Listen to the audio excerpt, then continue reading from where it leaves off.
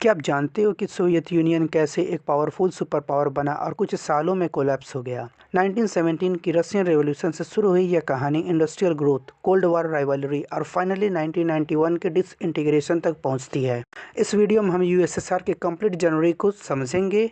Formation phase 1917 to 1922। 1917 की Russian revolution के बाद व्लादिमीर लेनिन की लीडरशिप में बोल्शेविक ने ज़ारिस्ट रूल को ख़त्म किया।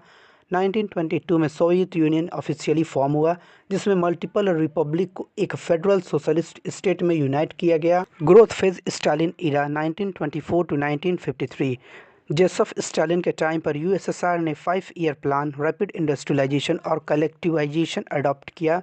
इस पीरियड में यूएसएसआर की एक स्ट्रॉन्ग इंडस्ट्रियल और मिलिट्री पावर बन गया। Cold war era super power status 1945 to 1991।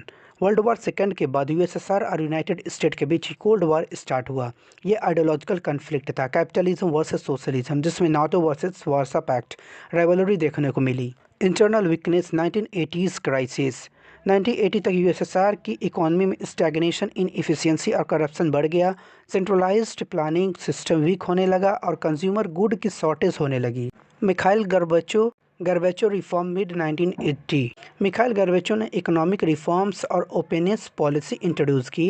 In reform का एम सिस्टम को इम्प्रूव और स्टेबल बनाना था, लेकिन इसका अपोजिट इफेक्ट हुआ और सिस्टम में ज़्यादा इनस्टेबिलिटी बढ़ गया। Disintegration phase 1991।